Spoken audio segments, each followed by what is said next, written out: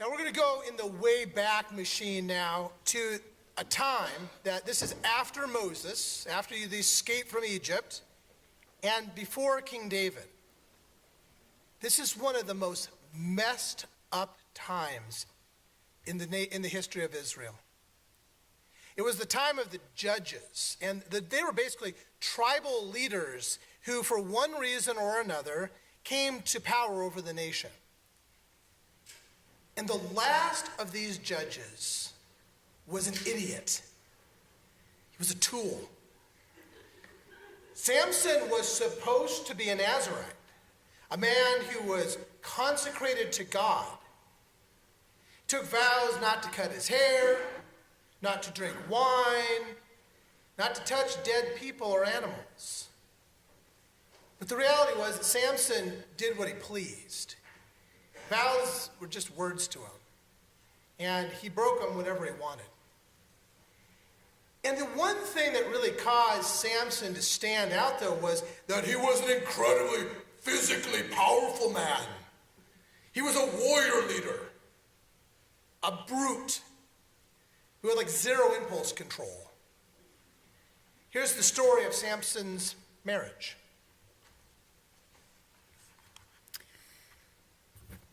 Samson traveled down to Timnah. When he was in Timnah, a Philistine woman caught his eye. He went back home and he told his father and his mother, "A Philistine woman in Timnah has caught my eye. Now go and get her for me as a wife."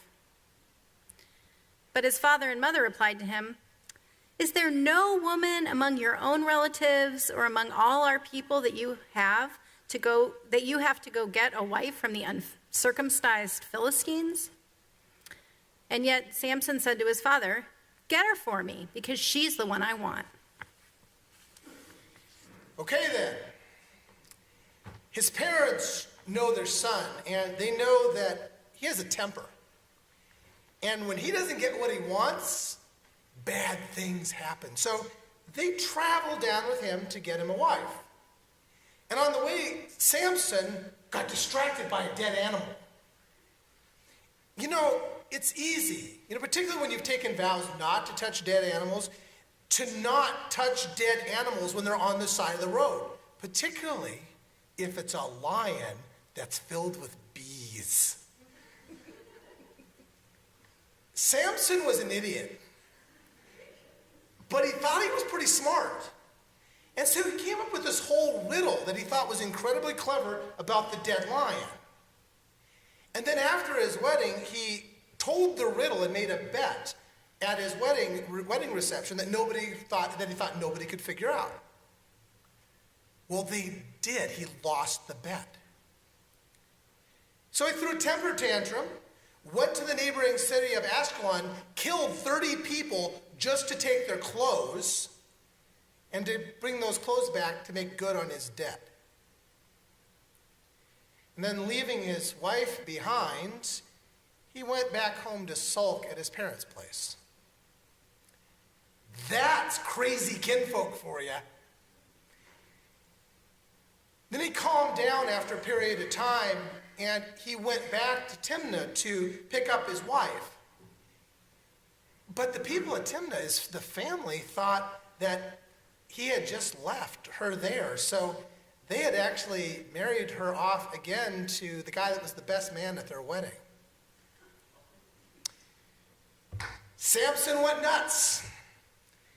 He tortured 300 foxes and burned down all of the town of Timnah's grain, olive groves, and grape fields, which is how they made money. And so the people of Timnah were so upset and angry that they killed Samson's wife and his father-in-law. And Samson, of course, has to retaliate. And so he kills a bunch more of them. Samson was so nuts that his own people tried to have him removed. Samson's action had brought the people of Israel to the brink of war. And so they attempted a coup. And it failed. And Samson famously killed 1,000 more Philistines with the jawbone of a donkey. That's what the picture on the front of the bulletin is today. It's a statue of that. Everybody hated Samson. But his rule lasted for 20 years.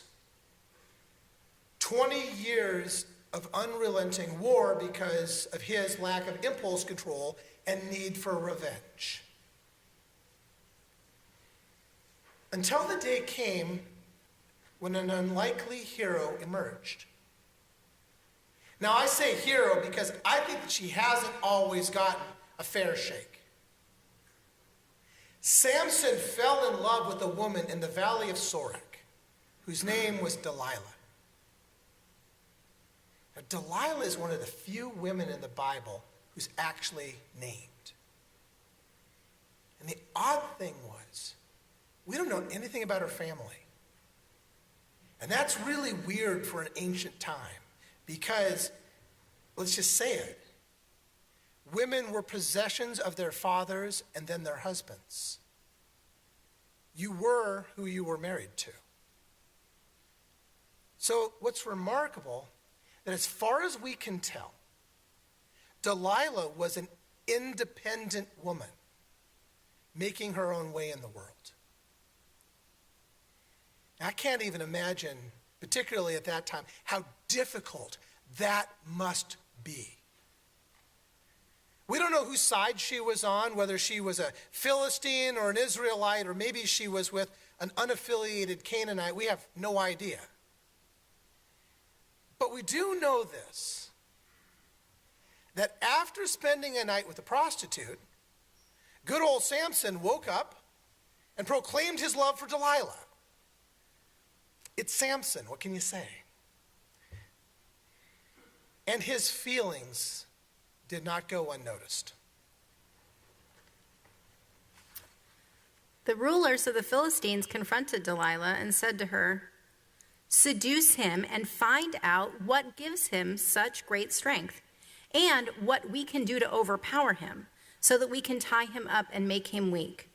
Then we'll each pay you 1,100 pieces of silver." Now that is a huge amount of money. Huge. And I have no idea how Delilah felt about Samson, but what she did know was that he was a man hated and feared.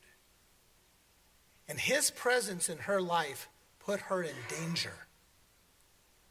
So Delilah makes the deal with the Philistines. Delilah said to Samson, "Please tell me what gives you such great strength, and how you can be tied up and made weak." 3 times Samson makes up a lie, and 3 times he breaks loose from his bonds. You'd kind of think that he'd kind of figure out that something was up with this whole thing, but like I said, he's an idiot. Delilah said to him, "How can you say I love you when you won't trust me? 3 times now you've made a fool out of me and not told me what gives you such great strength." And so she nagged him with her words day after day and begged him until he became worn out to the point of death. So he told her his whole secret. He said to her, "No razor has ever touched my head because I've been a Nazirite for God from the time that I was born. If my head is shaved, my strength will leave me and I'll become weak. I'll be like every other person." When Delilah realized that he had told her his whole secret, she sent word to the rulers of the Philistines, "Come one more time, for he has told me his whole secret."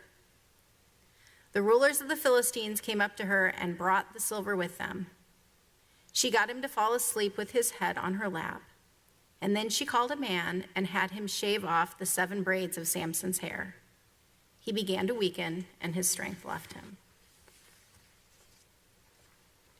It worked. Samson was captured and his eyes were gouged out. He was degraded and humiliated.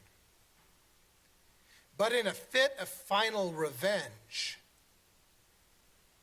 God has Samson's hair grow a little bit, and his strength returns to him for one last time so that he is able to pull the temple of Dagon down on top of himself, killing him and 3,000 of his enemies.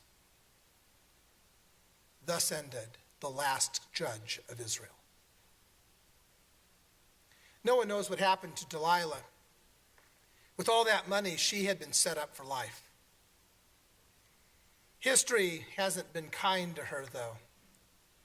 Her name became synonymous with deceits and lies, a treacherous and cunning femme fatale. And of course, she's been called a prostitute. But you know what? That's not how the Bible story actually goes. She asked Samson a straightforward question many times. But Delilah never lied to Samson. She never said that she loved him. She never married him.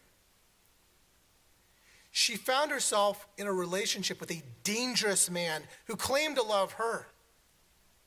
And she had no family, no town or even a nation to support her or protect her.